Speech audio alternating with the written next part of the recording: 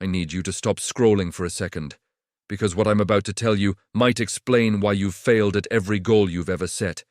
You don't have a motivation problem. I know, that sounds wrong, because every time you quit, the gym, the diet, the savings plan, you told yourself the same thing, like, I just lost motivation. But that's a lie. A comfortable lie. One that lets you off the hook without ever fixing the real problem. Here's what's actually happening. You wake up on January 1st, full of fire. You sign up for the gym, you download the budget app, you write the business plan, you feel unstoppable. 3 weeks later, you're back on the couch. The gym membership is collecting dust. The budget app sends notifications you ignore. The business plan sits untouched in a folder called Someday. And you blame motivation. It just disappeared. But motivation didn't disappear.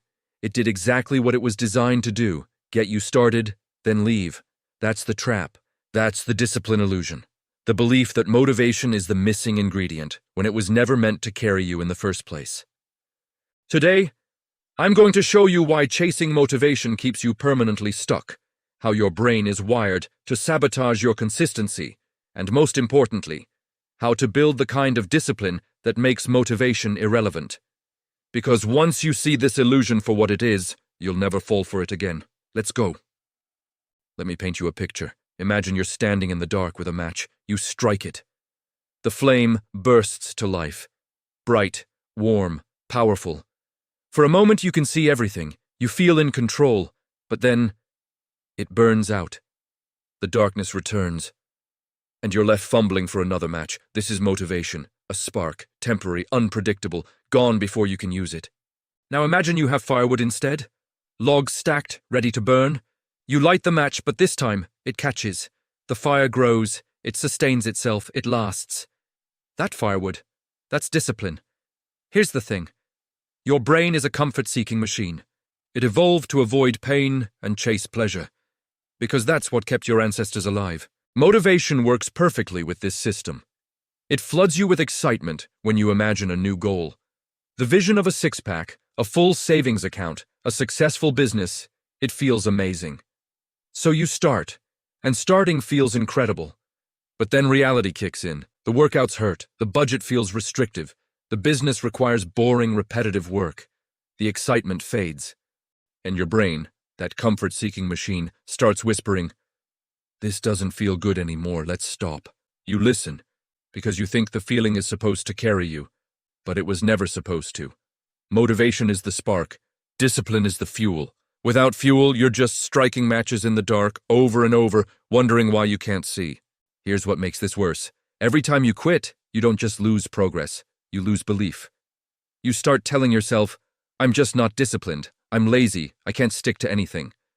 That story becomes your identity, and once it's your identity, you stop trying altogether. But here's the truth, you're not broken, you're not lazy. You were just playing the wrong game.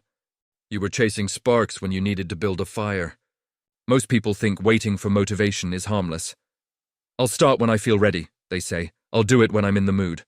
But waiting has a price, and that price compounds every single day you delay. The financial cost. Meet David. David is 25.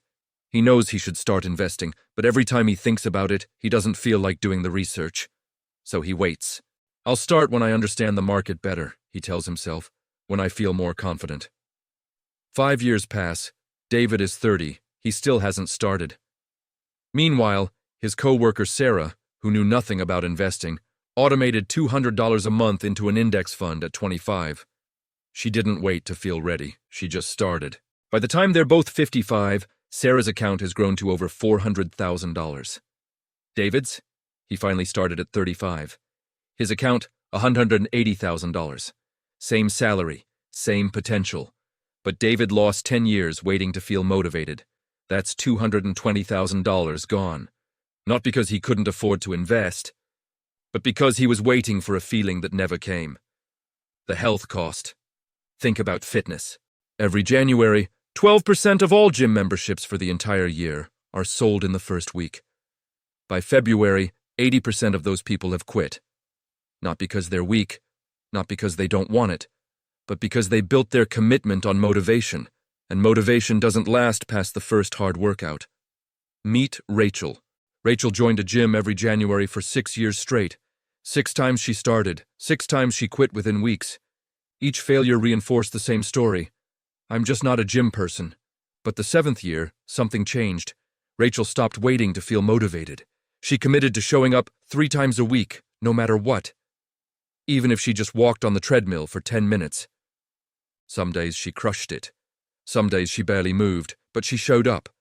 2 years later, Rachel ran her first marathon. Not because she found better motivation, but because she stopped needing it. The mental cost. Here's the part nobody talks about. Waiting drains you. Every time you tell yourself, I'll do it later, you create what psychologists call an open loop. An unfinished task that lingers in your mind. These loops pile up.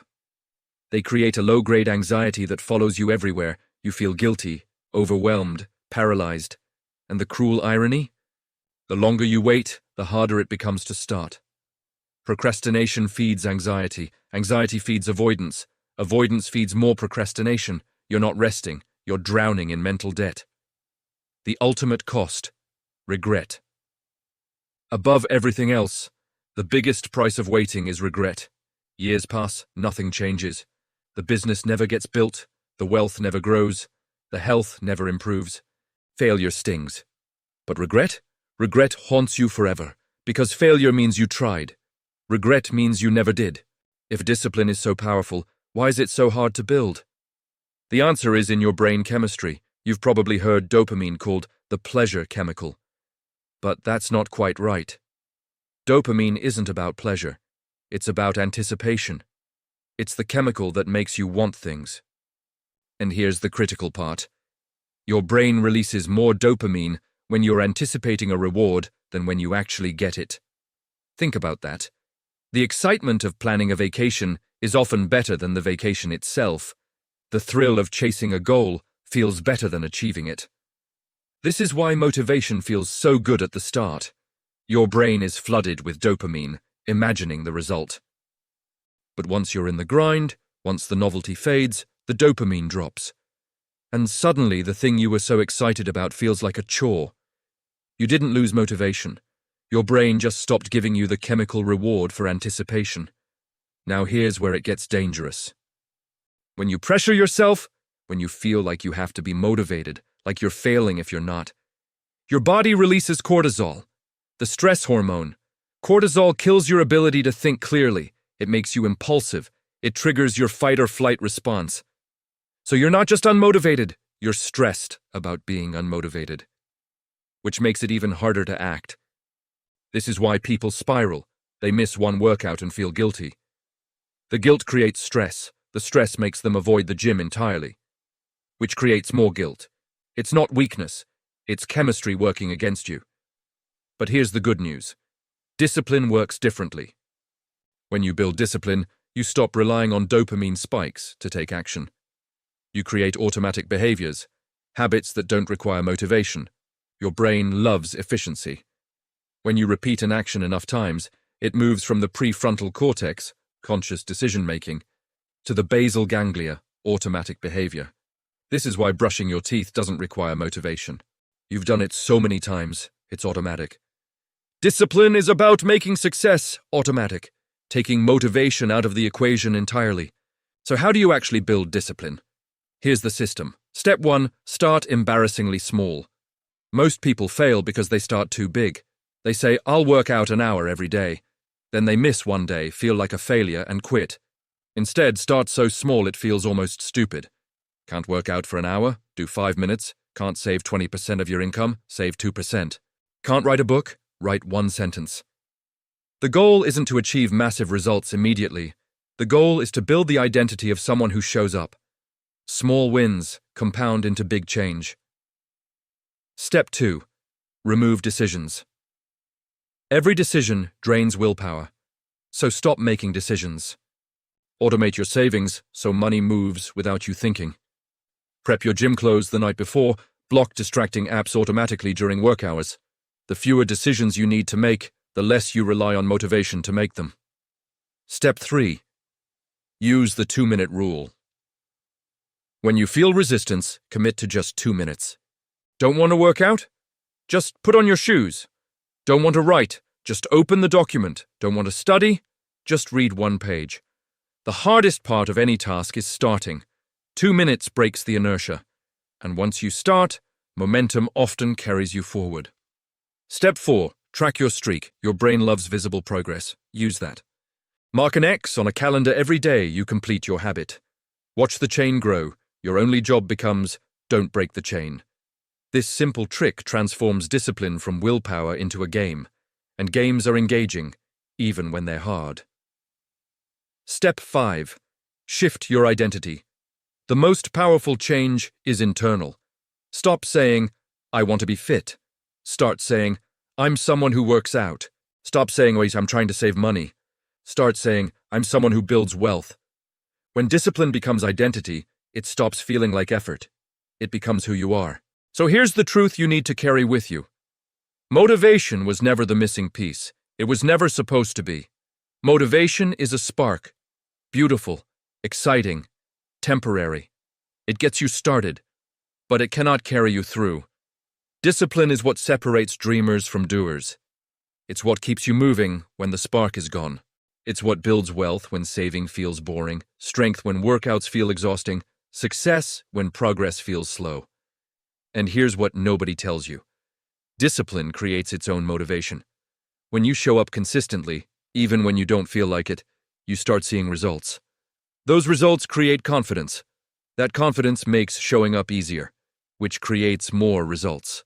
It's a flywheel, but it only spins if you push it first, without waiting to feel ready. So ask yourself, are you still striking matches in the dark, hoping the next spark will last?